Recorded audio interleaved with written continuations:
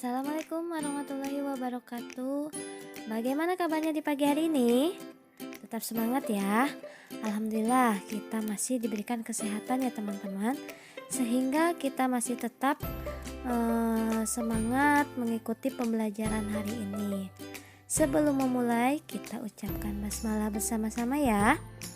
Bismillahirrohmanirrohim. Di kali ini kita akan membahas tema 2 subtema 1 pembelajaran 4. Nah teman-teman, di video sebelumnya kalian sudah memahami belum mengenai penjumlahan yang menghasilkan ribuan dengan cara bersusun? Bagi yang belum, kita ulas sedikit ya. Oke teman-teman. Nah, di sini yang kemarin di video sebelumnya ada contoh soal cerita di mana ada penjumlahan 500 ditambah 610 sama dengan 1110. Kita kerjakan dengan cara bersusun ya. Nah, cara bersusun ini kita sejajarkan 500 ditambah 610 sama dengan kita kerjakan angka yang paling belakang 0 ditambah 0 sama dengan 0 ditambah 1 sama dengan 1 5 ditambah 6 sama dengan 11. Jadi hasilnya yaitu 1110. Di sini juga ada contoh lainnya ya teman-teman dalam bentuk cerita. Ada Edo mengumpulkan 645 helai daun nangka. Ia menyimpannya dalam kantong plastik hitam. Benny mengumpulkan 920 helai daun nangka. Ia meletakkannya dalam kantong plastik merah.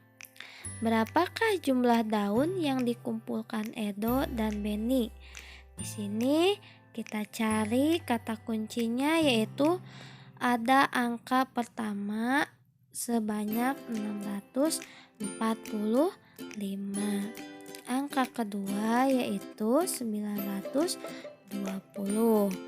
Di kata kunci terakhir yaitu ada kata berapakah jumlah, berarti dijumlahkan dari kedua angka berikut ya teman-teman.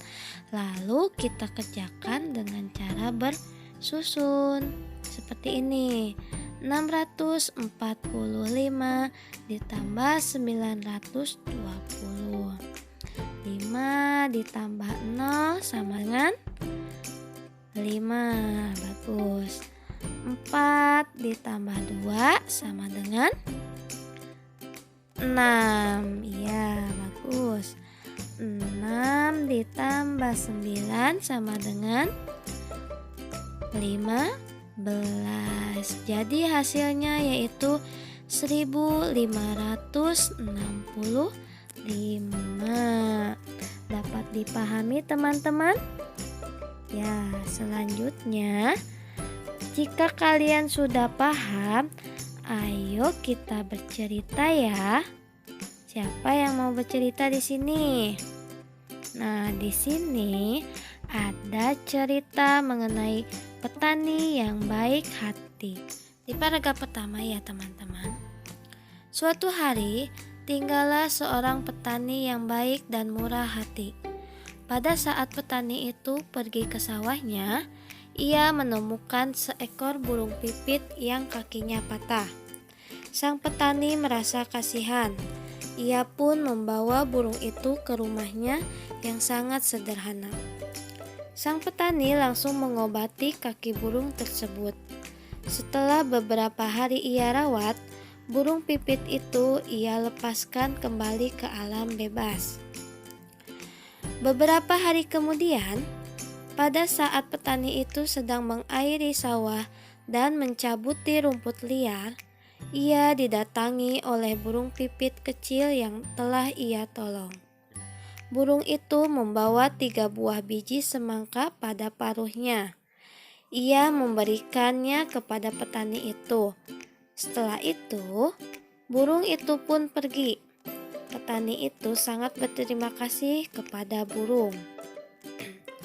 Besoknya, sang petani menanam biji-biji semangka itu di dekat rumahnya. Setelah ia mengurus bibit pohon semangka itu pun tumbuh besar. Semakin lama pohon itu semakin besar. Akhirnya, pohon semangka berbuah. Petani itu sangat senang. Ia mengambil ketiga buah semangka itu. Pada saat ia membelah buah semangka yang pertama, keluarlah beberapa bongkak emas dan berlian yang berkilauan. Petani itu merasa sangat kaget bercampur senang.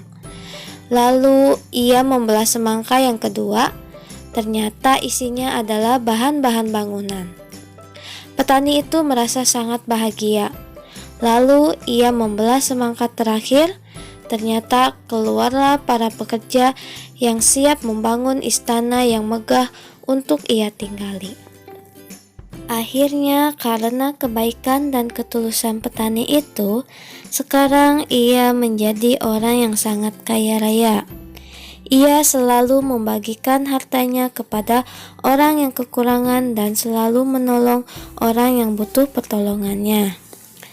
Nah, bagaimana teman-teman ceritanya? Dapat dipahami? Di cerita tersebut ada seorang petani yang menolong seekor burung pipit yang karena terluka. Nah, dia menolongnya itu dengan rasa yang tulus dan ikhlas, sehingga burung pipit itu sembuh dari lukanya, dan burung pipit tersebut mengucapkan rasa terima kasihnya dengan memberikan 3 biji buah semangka, dan hasilnya sangat banyak ya teman-teman.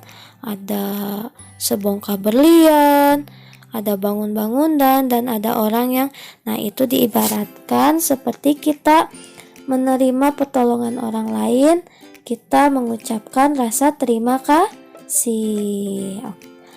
Nah, di dalam cerita tersebut juga tersampaikan untuk kita bahwa kita harus saling tolong-menolong antar sesama ataupun menyayangi makhluk hidup lainnya, seperti tumbuhan dan hewan ya, teman-teman.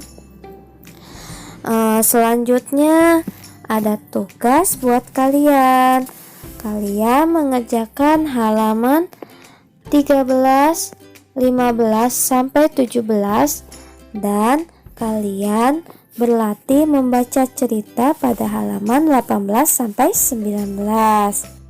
Nah, tidak lupa di akhir video pembelajaran hari ini kalian mengirim voice note tentang kesimpulan pesan apa yang terdapat pada cerita petani yang baik hati.